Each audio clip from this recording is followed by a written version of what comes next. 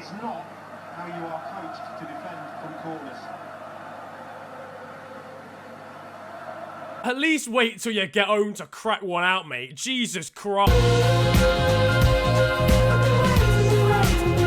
Would you look at that? Fancy seeing you lot here. Welcome one and all once again to yet another installment of Football This Week, the series where I take you through the best that football has to offer on social media during the course of a week. It's almost like it's named after what it's meant to be. It's astonishing. Just want to say a massive thank you as always to you guys for the support and love you've been showing on this series. There's now been over 30 episodes of FTW and it's still going strong, so massive love to you all. But first of all, I've been hearing on the grapevine that I've got to cancel Neymar again, so let's just have a little inspection. It's his most recent Instagram post. He's lying on top of a woman. I don't know who this woman is. I'm gonna click translate on the caption.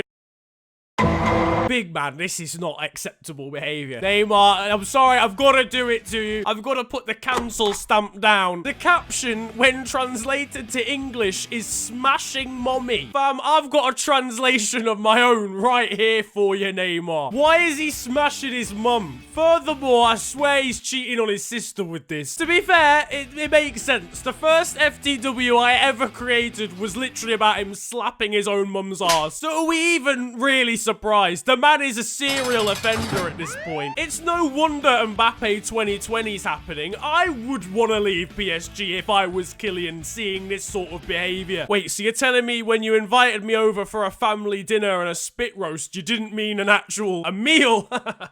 To be fair, at least he's opening up a career path. If he does decide to leave PSG, he'll be more than welcome at Norwich City. What is actually wrong with this kid? Like, I'm making light of it, but there's one or two times where you can get away with a little bit of slappage. That's probably a lie. You probably can't even get away with that. But this is time after time. I'm a bit concerned. Sitting down for a family dinner and piping everyone at the table is not normal. I can only imagine his reaction when he hears his mum is home early from work. Moving on swiftly, Granit Xhaka's probably had better weeks. That's a lie. He's been terrible since 2017. That was a joke. Please, Granit, don't hurt me. So Arsenal played Crystal Palace on the weekend. They were leading 2-0, ended up throwing away the victory and drawing 2-2. They should have won the game 3-2, but VAR completely screwed them over. We'll gloss over that for now. The main incident, the main talking point was Arsenal captain Granit Xhaka getting substituted, getting jeered by the fans, and then giving it back. Like cupping his ear, swearing back at them, ripping his shirt off, throwing the captain's armband onto the floor. Opinion-wise, I think everybody's in the wrong. If I'm going to keep it short and simple, Granit Xhaka is wrong to throw the captain's armband on the floor, to trudge off really slowly when they need a win, they need a goal, to take the shirt off and look as if he didn't want to associate with it, to tell the fans to f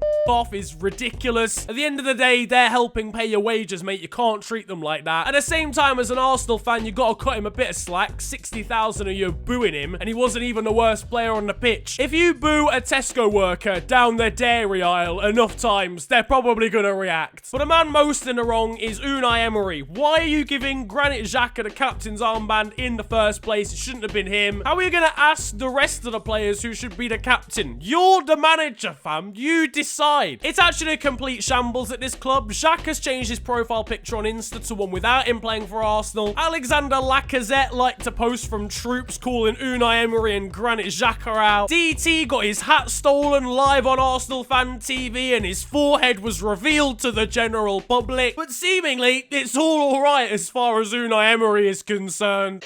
Strange decision. Good evening. How are you saying that phrase still mid-sentence? It's not even a good evening. It's a bad evening. If Granit Xhaka should be dropped and he's done at it, then I'm sorry, Unai Emery is as well. It's time to go!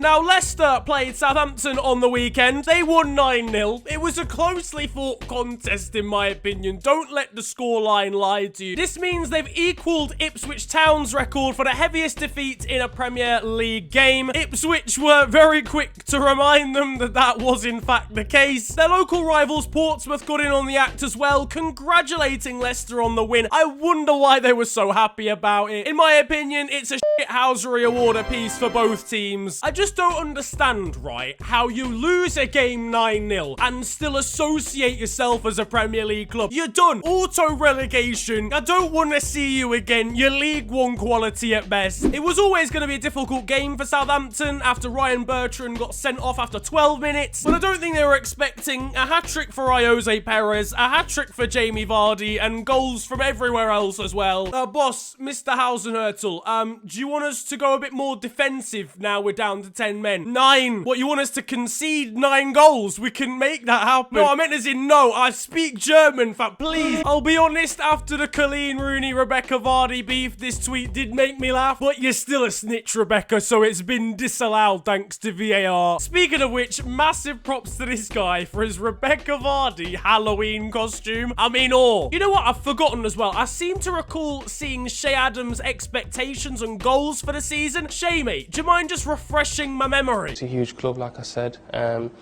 Obviously, we want to win the league, but obviously it's a lot to ask for. But now, over in the Bundesliga 2, get ready for this because a substitute managed to give away a penalty, having not even come onto the pitch. So as the ball's going wide, Holstein Kiel midfielder Michael Eberwein decides to stop the ball so the game can restart quickly. It's all good. Unfortunately for him, however, the ball hadn't actually fully gone out of play. It went to VAR and the referee gives a penalty. But are you telling me there's actually a rule for this in football? Anyway, the Bochum attacker steps up, takes the penalty, and it's just a travesty overall.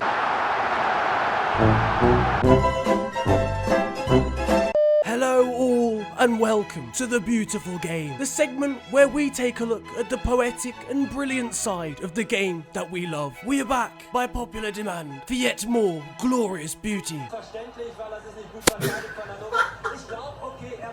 And that concludes The Beautiful Game. Over in Argentina, Diego Maradona managed Gymnasia against Newell's Old Boys. He managed the game sat in a throne. I mean, anything to keep him further away from the touchline. He might mistake it for a different kind of line. Over in the J-League, a Japanese side managed to score 2 goals from the halfway line in the space of a minute. The first one loops over the top of the keeper. Even after that, he still thinks to himself 30 seconds later, you know where I should position myself? Outside of my own area. What could possibly go wrong? I feel that the two in midfield, especially De Silva. I've watched this turn from Josh De Silva 67 times, and I still don't understand it, and I'm also pretty sure it's a criminal offence. Off to Slovenia next. We've really been around the world in the course of this video. You won't be able to do that when Brexit's happened. So we've got a goalkeeper in yellow rolling the ball out to what he thinks is a teammate, gives it away, gets chipped over him, and it looks by an optical illusion as if it goes in. It actually hits the post. All the players in black, including their goalkeeper, believe it's gone in. Their goalkeeper goes over to the touchline to celebrate. The opposition go up the other end and put it into the empty net. This series has officially gone too far.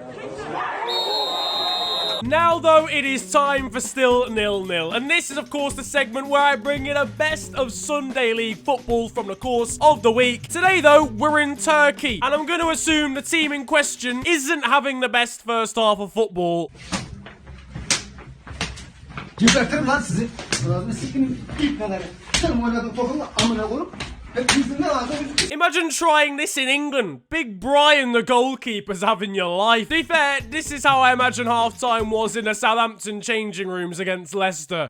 A low cross cum shot from Seaman ends up in... What is going on in this tweet? Italian side AS Roma offered a trial to Jack Rodwell, ex of Sunderland, Everton, City, and Blackburn Rovers, and they almost signed him. I don't understand what was going through their mind at the time. It's nice to see that Apple have brought out an emoji that goes well with their scouting system. And finally, you may know him for his exploits in the Champions League, but Erling Haaland once almost had very different career prospects. Gutta kan nok slutte å prate så mye. Da blir det ikke noe løye. Prat heller om verdenskrise. Unfortunately, I don't speak Norwegian, but with a fleece that has 100 emojis all over it and a face as menacing as his, I could only imagine he's rapping about all the girls he gets, growing up in the ends, and shanking people on a regular basis. But that is gonna wrap up football this week, and I hope you have enjoyed it. If you have, slap a like on this video, and of course subscribe if you're new to the channel. It's the big red button under the video and it massively helps me out. You can also follow me on social media. It is at @theofficialfng on Twitter and on Insta. But it's been a pleasure ranting at you guys today. Have a great day, enjoy yourselves, and goodbye. Is it